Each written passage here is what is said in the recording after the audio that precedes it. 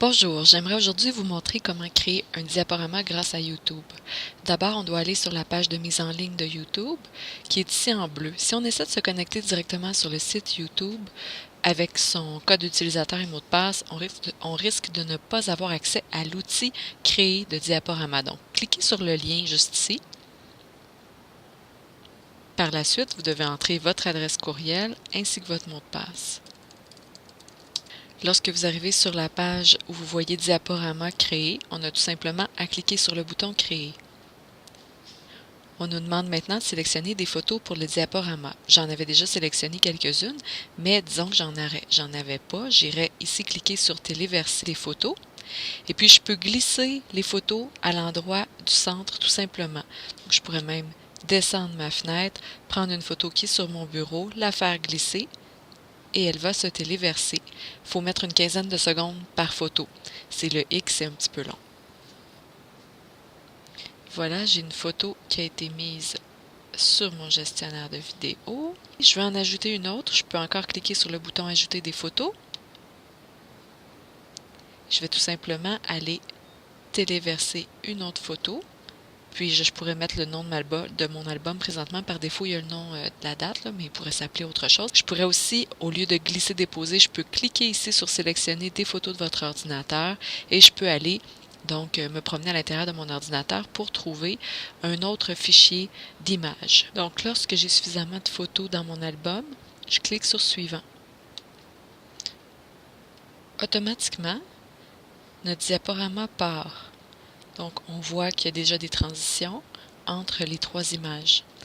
On peut voir juste ici, en bas, que la durée d'affichage de chaque diapositive est présentement de 3 secondes, mais je pourrais la modifier. Également, je peux voir que mes transitions entre chacune des photos sont en fondu enchaîné, mais je pourrais sélectionner un autre type de transition. Maintenant, si je veux mettre de la musique sur mon diaporama, je peux aller sélectionner juste ici à droite, il y a un palmarès de chansons. Lorsque je clique dessus, j'ai accès à quelques types de musique. Donc, je peux y aller par type de musique, par exemple musique pop, et j'ai certains titres qui me sont affichés. Si je trouve que j'en ai pas suffisamment, parce que là, je peux les écouter bien sûr, juste en cliquant sur l'un d'entre eux, ça va me donner un résultat que j'entends. Donc, si je ne suis pas satisfaite du résultat, je peux juste aller cliquer sur un autre titre et puis automatiquement, la musique va être modifiée. Si je ne suis pas satisfaite, je peux toujours aller ici en haut sur Outils de modification avancée et là, vous pourrez vous amuser plus longuement en allant, par exemple, choisir davantage de types de musique et il y a aussi beaucoup plus de titres pour chacun des types de musique. Si vous êtes satisfaite de votre diaporama, tout ce qu'il vous reste à faire, c'est d'aller ici, téléverser en bas à droite. Et à ce moment-là, YouTube est en train de mettre en ligne mon diaporama. Lorsqu'on voit le petit carré vert avec un crochet, ça signifie que le traitement de la diaporama est terminé. Il y a une image qui s'affiche par défaut, mais on pourrait aller choisir en bas la miniature de vidéo qu'on préfère pour définir en fait comme la page couverture de notre diaporama. Je peux la changer si je souhaite et je peux enregistrer des modifications.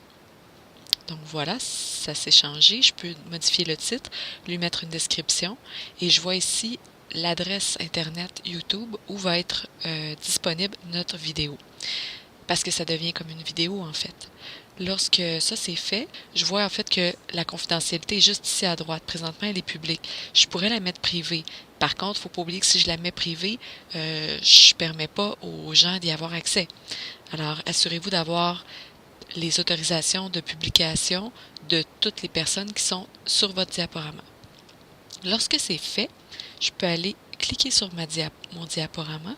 Je pourrais aller intégrer ma vidéo sur le site internet de mon école ou tout simplement partager le lien internet ici pour que les gens puissent avoir accès au diaporama.